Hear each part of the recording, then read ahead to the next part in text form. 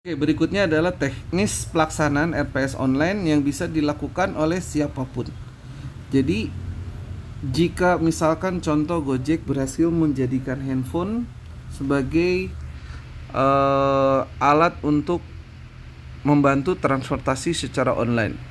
Begitu pula dengan Alibaba. Handphone menjadi alat bantu untuk transaksi secara online dan lain sebagainya. Nah, sekarang melalui RPS online, handphone Anda akan digunakan untuk membantu solusi pendidikan semua siswa di Indonesia.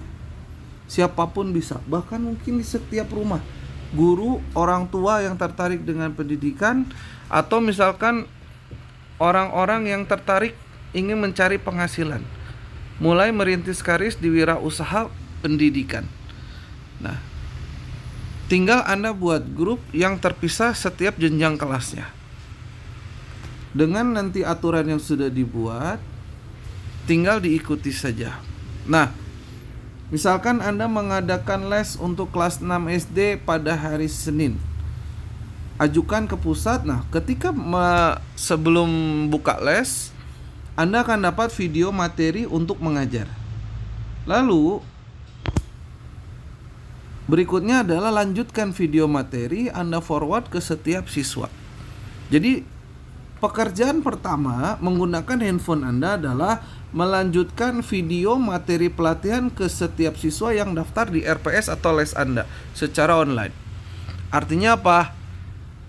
Mengerjakan program ini sangat mudah, tidak menghabiskan banyak waktu. Bukan hanya itu, RPS online Anda pun berfungsi sebagai jembatan. Ketika ada siswa bertanya, konsul PR, tidak perlu Anda yang menjawab. Anda akan jadi jembatan untuk pertanyaan konsultasi siswa langsung ke pusat. Sehingga RPS akan berjalan dengan lancar. Nah, berikut adalah simulasi perhitungan pendapatan yang bisa didapat.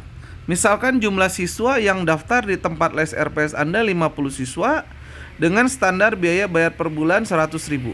Tapi ini biaya standar. Artinya maksudnya bisa dimurahkan, lebih murah atau bisa lebih tinggi. Karena ada RPS yang sudah mengajukan ke pusat, ada yang menjual pelatihan dengan biaya les 80.000 per bulan, 120.000 per bulan. Anggap aja standar 100.000. Nah, dari 50 siswa yang les kepada Anda secara online, Anda akan dapat 100.000 per bulan. Dikalikan 50, Anda akan dapat 5 juta setiap bulan dengan menggunakan handphone sebagai media belajar online. Nah, ada ketentuan yaitu sharing profit ke pusat sebesar 20%. Standar yang dilakukan kerjasama seperti di luaran sana. 20% kali 5 juta adalah 1 juta. Nah, ini yang dikirim ke pusat, sehingga keuntungan bersihnya adalah 4 juta setiap bulan. Jadi yang selama ini handphone sebagai alat komunikasi, buka media sosial, sekarang bisa dijadikan sebagai sarana untuk wirausaha di bidang pendidikan dengan penghasilan yang cukup besar, bahkan berlaku kelipatannya. Nah, karena RPS bisa online, maka siswa bisa tidak terbatas. Bisa murid Bapak Ibu tidak hanya misalkan Bapak Ibu tinggal di Jawa Barat, siswanya tidak harus Jawa Barat.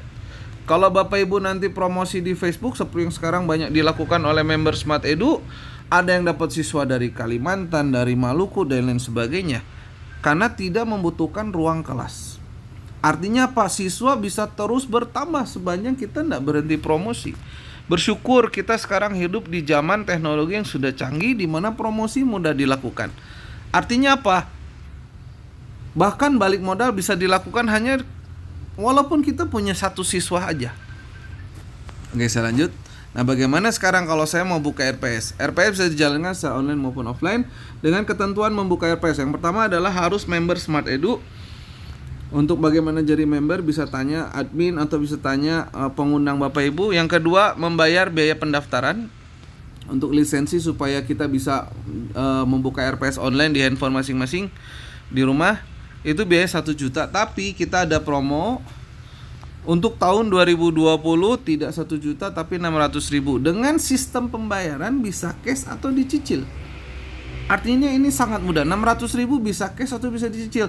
Artinya Bapak Ibu bisa bayar cicil dari dana yang didapat dari biaya les dari siswa yang belajar di RPS Bapak Ibu.